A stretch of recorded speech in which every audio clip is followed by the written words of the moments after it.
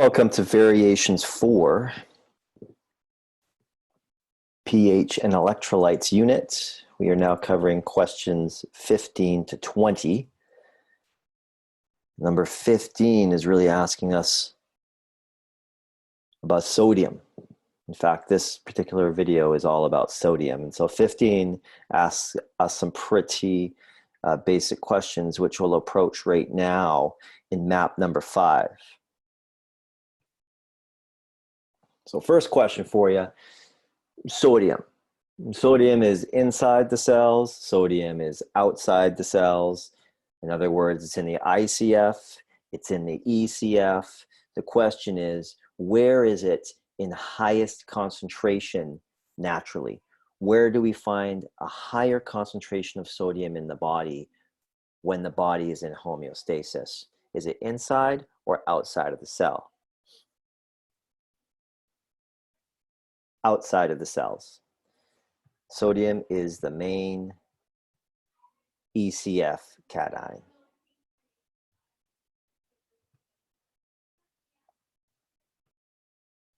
The next question we can ask is, what are 3 functions of sodium in the body?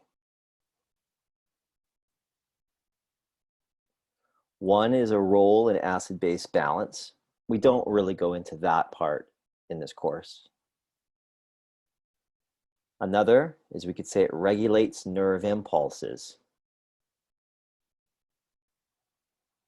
And finally, the one we're really focusing on in this unit is its role in osmolality. It's a key player in extracellular fluid solutes that causes fluid shifts in the body. How is sodium regulated in the body? In other words, how might we see sodium levels go up or down in the body? Can you explain 2 ways that sodium levels could be either increased or decreased?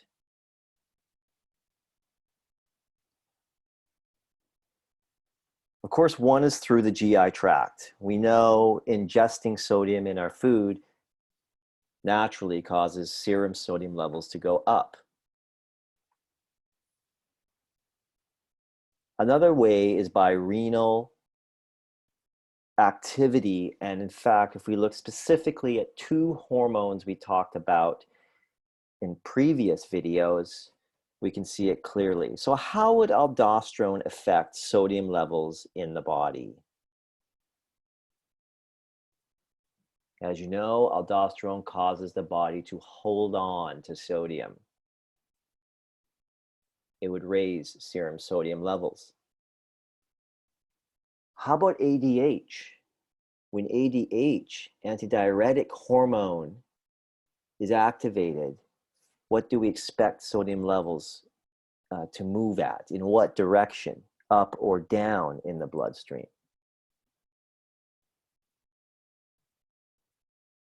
Down. They would go down. Why is that? Why would those levels go downwards?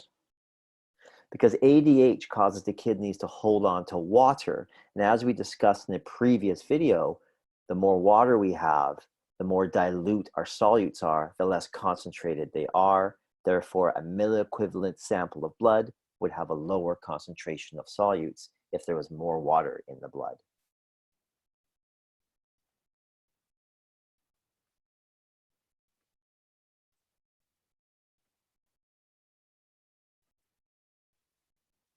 Question 16 asks us to talk about hypernatremia secondary to sodium intake. Map number 5 again. Someone's ingested too much sodium. What would you expect serum sodium levels to be after that? Of course, they would be heightened. They would be raised. If you think of water in the ICF and in the ECF, in what direction would you expect it to flow if sodium levels were elevated in the bloodstream?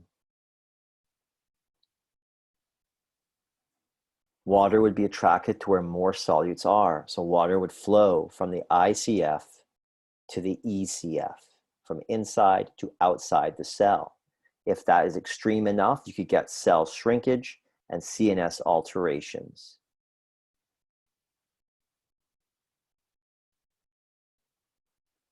Why does blood pressure go up? Why is a symptom of hypernatremia, a potential symptom, increased blood pressure and increased edema? Can you explain that?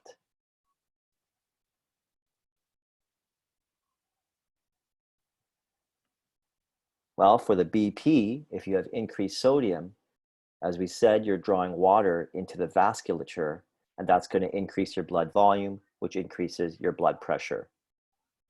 If you increase your blood pressure, what's happening to hydrostatic pressure? It's going up inside the vessels, and fluid may seep out into tissues. Look at the circle to see how we can manage this. You read through these 4 items, it's pretty straightforward in terms of how we can manage this in the community and medically.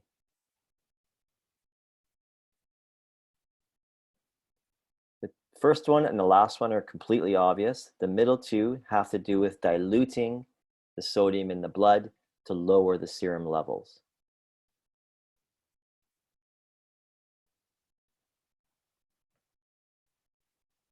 Question 17 asks us to talk about hypernatremia secondary to water loss.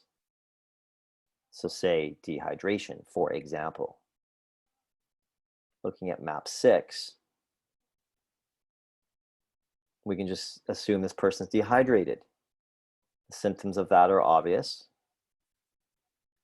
What happens to serum osmolality when someone's dehydrated, and where is the greatest oncotic pull?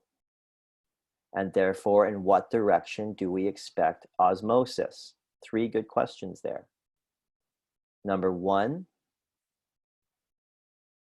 the higher osmolality will be in the serum, will be in the blood, because the water portion has left the blood or is missing from the blood due to dehydration, leaving solutes behind, leaving a greater concentration per milliequivalent. Answer to question number 2, the vasculature will have the oncotic pull compared to the cells because now it is hypertonic compared to the cells, which are still only isotonic, relatively hypotonic compared to the vasculature. So who's got the oncotic pull? The vasculature, because it is relatively hypertonic now. And therefore, fluid is drawn via osmosis from cells to vasculature, from the ICF to the ECF. Now, in the beginning, this is a good thing because it's trying to raise up blood pressure again. But if it happens to an extreme extent, of course, you're shrinking the cell, and that could cause cellular dysfunction and CNS alterations. What do we do? Very obvious. How do we treat it? Well, it depends what's causing it. We have to treat that.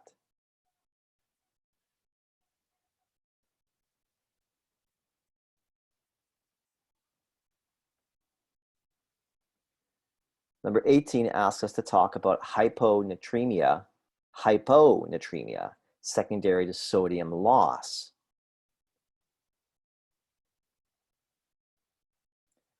I don't think this is as common an issue with the sodium we have in our diets these days. But let's say we lived in a miraculous world where there wasn't much salt in the food and people were short of salt in their diet. Of course, the kidneys or diuretics could be excreting sodium. So there's a very viable way that someone could have a low sodium level secondary to sodium loss. Well, the same questions as above. If you lose sodium from the vasculature, where's the highest concentration? Who has the most osmolality? ICF, ECF.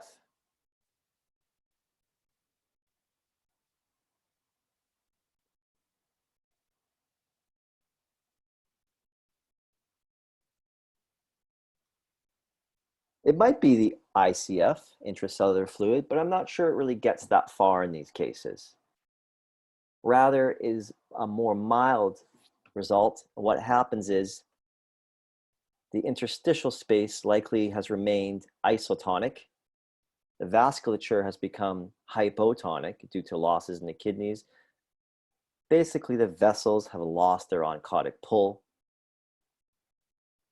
I guess theoretically, fluids could shift to cells, but these cases are typically not so extreme. Typically, all we really see happening is fluid being lost from the vasculature into the tissues, causing edema. But theoretically speaking, yes, they could flow into cells, but it's not really noted as a common thing. Treatment? Well, again, it's not a very common problem, but if we did have to treat it, we'd be giving something with a high sodium content to replenish.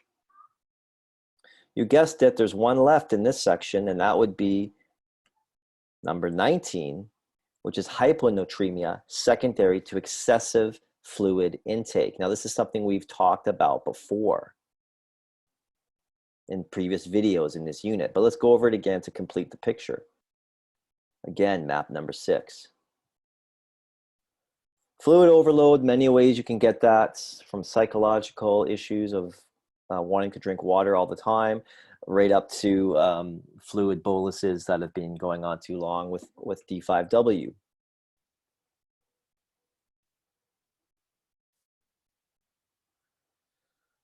Of course, the way to treat it's pretty easy. It's fluid restriction. So what happens in fluid overload?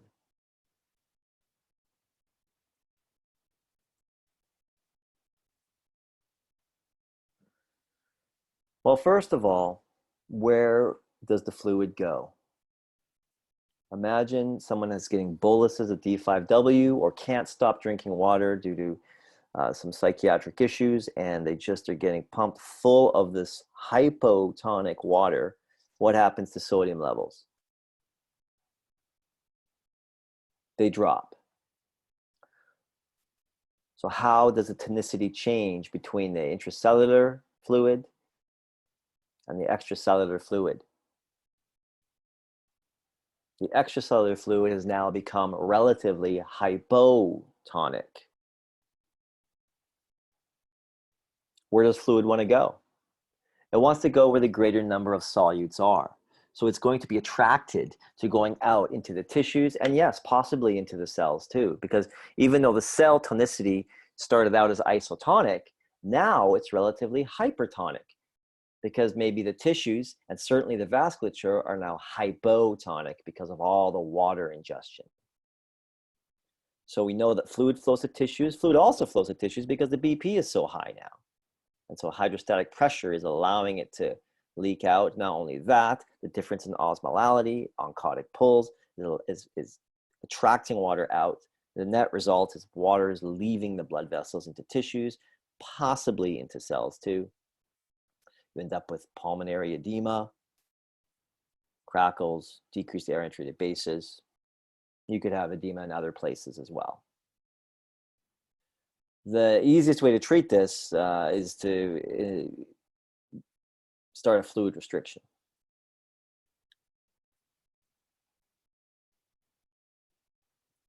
And I believe that last little bit of the discussion there, we also covered question number 20, which just talked about how can you go from excessive fluid intake to pulmonary edema. So there's really two mechanisms to sum it up. What are they? We just talked about it. What are the two mechanisms that sum up how excessive fluid intake, and in this case, we were talking about a hypotonic fluid like water. How could that lead to pulmonary edema? The most obvious one is hydrostatic pressure. Blood pressure gets increased so much that water portion of blood is being pushed out into tissues. That's answer 1. Answer 2 is we might be seeing a big change in the osmolality between the ICF and the ECF, and therefore water is drawn out of the vessels into the tissues and even possibly into cells. I mean, that's the problem with water toxicity. The problem with water toxicity is someone has ingested so much water that it's caused cerebral swelling because the water is now starting to flow into cells. But where we start to notice that the most is when it starts flowing into the cranium, brain area, those cells start to swell, you're going to notice focal neurological deficits. That's the big danger with water toxicity, cardiac and renal issues aside. Okay, so that concludes our video for this part of the unit.